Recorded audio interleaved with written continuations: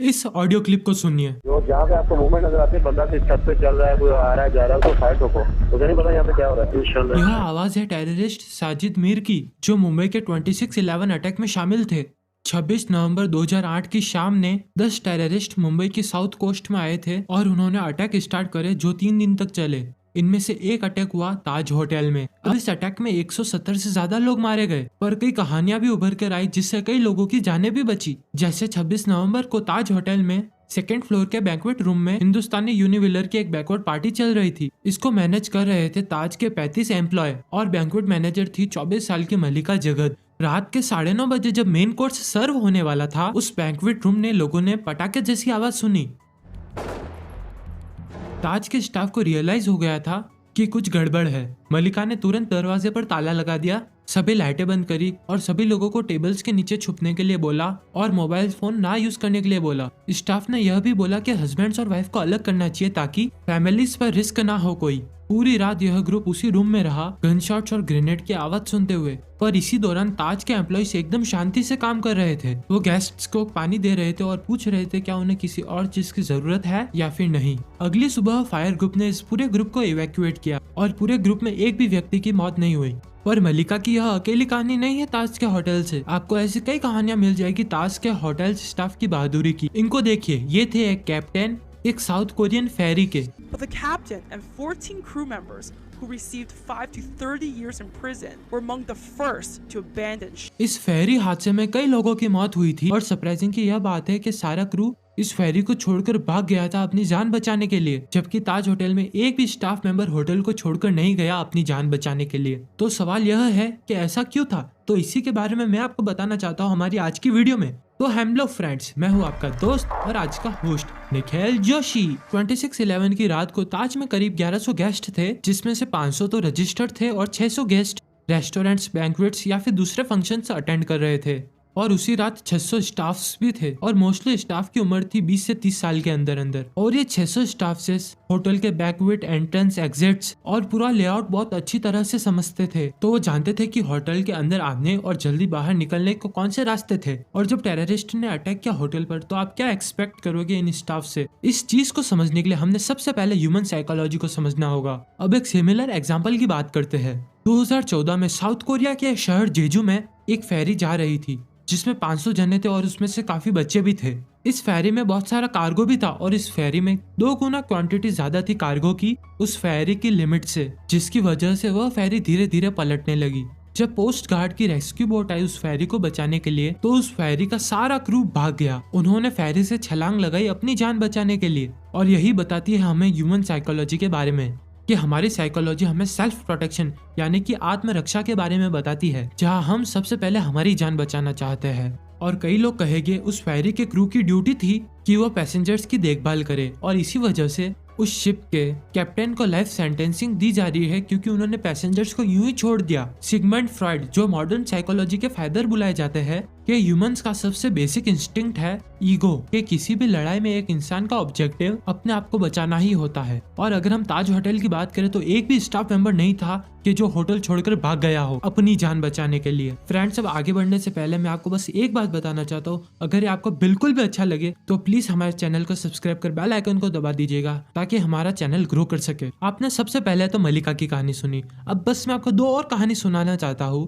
ताज employees के बारे में। होटल में एक जापानीज रेस्टोरेंट था, वसाबी। जब टेररिस्ट होटल में आए तो होटल के स्टाफ ने रेस्टोरेंट में कॉल किया और उन्हें इन्फॉर्म कर दिया कि टेररिस्ट उनकी तरफ आ रहे हैं। इसी वजह से रेस्टोरेंट वालों ने यह डिसाइड किया कि वो गेस्ट को हॉल से किचन में ले आएंगे। और उस समय थॉमस वर्गीस, जो 40 ईयर्स ओल्ड थे और रेस्टोरेंट में सीनियर वेटर थे, उन्होंने और दूसरे स्टाफ ने मिलकर एक ह्यूमन चेन बना ली गेस्ट्स के आसपास जैसे वो किचन की ओर जा रहे थे। थॉमस वर्गीस ने कहा था कि वो आखिरी व्यक्ति होंगे जो होटल को छोड़कर जाएंगे। अनफॉर्चुनेटली ऐसा हो नहीं पाया। टेररिस्ट ने उनका मार गिराया जैसे ही वो स्टेयरकेस के नीचे उतर रहे थे। अब कुछ ताज का स्टाफ ऐसा जरूर था जो बाहर निकल पाया था या फिर जिनको इवैक्यूएट कर दिया गया, पर उनमें से कई लोगों ने डिसाइड किया कि वो खुद होटल में वापस आना चाहते हैं लोगों की मदद करने के लिए। इनमें से एक थे 27 साल के अमित पेशावे, जो ताज के 24 आवर्स कॉफी शॉप शमाइना के मैनेजर थे। वो होटल के ट्रांसफॉर्मर रूम से खुद ब खुद सरप्राइजिंगली बाहर निकले फिर वो वापस आए उन 31 गेस्ट को बचाने के लिए जो शामियाने कैफे में फंसे हुए थे। इसके अलावा होटल के कई टेलीफोन ऑपरेटर्स को इवैक्यूएट किया गया था।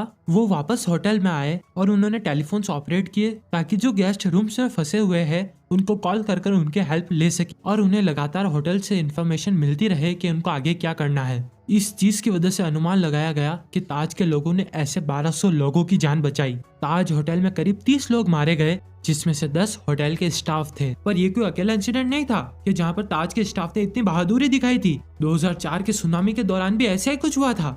जब सुनामी आई थी तो मालदीव्स के 2 ताज होटल पर बहुत बड़ा असर पड़ा था। जैसे ही सुनामी आने लगी तो ताज के एम्प्लॉय सभी रूम्स में भागे और उन्होंने गेस्ट की मदद करी एक ऊंचाई पर पहुंचने के लिए। किचन्स और स्टोर रूम सुनामी से पानी से भर गए थे, पर इसके बावजूद भी स्टाफ किचन का इक्विपमेंट लेकर आए ताकि गेस्ट के लिए खाना बना सके। 2 दिन लगातार ताज के एम्प्लॉयज ने ऐसे ही काम किया जब तक उनको इवैक्यूएशन की मदद नहीं आई इंडिया से। ताज के स्टाफ को अर्थक्वेक और फायर की तो ट्रेनिंग मिली हुई थी, पर 26/11 एक बहुत ही यूनिक इंसिडेंट था। ऐसे इंसिडेंट के बारे में न ही कोई ऑफिशियल पॉलिसी है और न ही कोई ट्रेनिंग दी जाती है। यहाँ तक कि रतन टाटा खुद सरप्राइज हो चुके थे। The staff was terrific. Without a master plan of evacuation, they moved people to safer places. फिर इसके पीछे ऐसे क्या कारण थे कि ताज के स्टाफ ये सब मैनेज कर पाया? इसके पीछे 2 कारण हो सकते हैं। पहले कारण के बारे में रोहित देशपांडे, जो हार्वर्ड स्कूल में बिजनेस प्रोफेसर है, उन्होंने बात करी अपने रिसर्च में। इस चीज के लिए जिम्मेदार है ताज की HR पॉलिसी।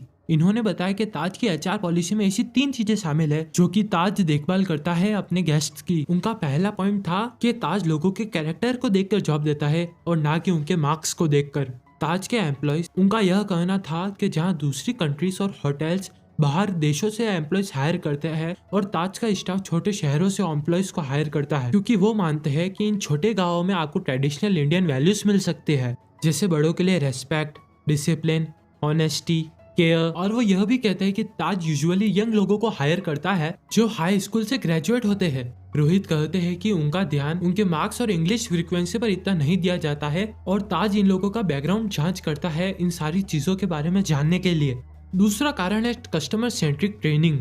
रोहित कहते हैं कि यूजुअली कंपनीज दूसरे लोगों को हायर करती है ताकि वो कंपनी के एक तरह से ब्रांड एम्बेसडर बन जाए, पर ताज में ऐसा नहीं होता। उनको बोला जाता है कि वो गेस्ट के एम्बेसडर बन जाए और गेस्ट की देखभाल के लिए उनको अपने सुपरवाइजर से परमिशन भी नहीं लेनी पड़ती। जैसे कि रोहित ने एक एग्जांपल दिया था। एक दिन एक गेस्ट ने कहा कि वो ताज मुंबई में कभी नहीं रुकेगी क्योंकि उनका AC काम नहीं कर रहा था, जिसके बाद एक ट्रेनी स्टाफ ने उन्हें फ्री ब्रेकफास्ट और एयर ट्रांसपोर्टेशन दिया। ताज के एक सीनियर एग्जीक्यूटिव के हिसाब से ट्रेनी के एक गेस्ट पर कई पैसे खर्च करे और उनको सुपरवाइजर से चेक करने के लिए कोई जरूरत भी नहीं थी, क्योंकि इनके लिए सबसे जरूरी है कि गेस्ट खुश था कि नहीं। और तीसरी चीज है कि ताज का इंटेंसिव सिस्टम, स्टार्स, ताज का special thanks and representation system. इस सिचुएशन में ताज के स्टाफ्स को 3 एरियाज में पॉइंट्स मिलते हैं कि गेस्ट उनकी तारीफ करता है, कि कलीग उनकी तारीफ करता है या फिर गेस्ट खुद सजेशन देते हैं। अगर एक एम्प्लॉय को इन 3 में से कोई भी पॉइंट मिलता है तो 2 से 3 दिन में उसको 1 पॉइंट मिल जाता है, जिसके चलते उनको ट्रॉफीज, गिफ्ट वाउचर्स और दूसरी अच्छी चीजें उन्हें अवार्ड में गिफ्ट दी जाती है। HR पॉलिसीज के अलावा ताज के एम्प्लॉयज यह भी कहते हैं कि इंडिया का कल्चर भी बहुत इंपॉर्टेंट था इस चीज के लिए, जहाँ इन्हें बताया जाता है कि अतिथि देवो भव, के गेस्ट भगवान के समान होते हैं। अब इनमें से कई चीजें हार्वर्ड के रिसर्च में लिखी गई है, पर ऐसा नहीं होता कि सब चीज बिल्कुल सही है। कस्टमर सेंट्रिक ट्रेनिंग और स्टार्स का तो लॉजिकल रीजन है, पर ये कहना कि तो ताज के एम्प्लॉयज जो गांव से आए हैं उनकी वैल्यू शहर के लोगों से बेटर है हर बार, वो आई डोंट थिंक कि ये 100% सच है। क्योंकि मैं एक ऐसे शहर में पला बड़ा हूँ और मैं ऐसे कई लोगों से मिला हूँ जो दूसरों की मदद करना चाहते हैं। और फिर दूसरा सवाल यह है कि दूसरों की जान बचाना अपनी जान को खतरे में डालकर, क्या ये कोई अच्छी बात है भी, या फिर ताज के लोग ये इसलिए कर रहे हैं कि ये उनकी मजबूरी है, या फिर कर्तव्य या ड्यूटी जो कि सबसे ज्यादा जरूरी है। ये डिपेंड करता है कि आपको क्या लगता है कि ऐसी ड्यूटी करना जरूरी है जहां पर अपनी जान खतरे में डालकर यह सब करना पड़े, या फिर गलत। तो होपफुली फ्रेंड्स आपको यह वीडियो अच्छा लगा होगा। आज की वीडियो में इतना ही। हमारे चैनल को सब्सक्राइब कर बेल आइकन को दबा दीजिएगा और इस वीडियो को लाइक करना मत भूलना। शुक्रिया।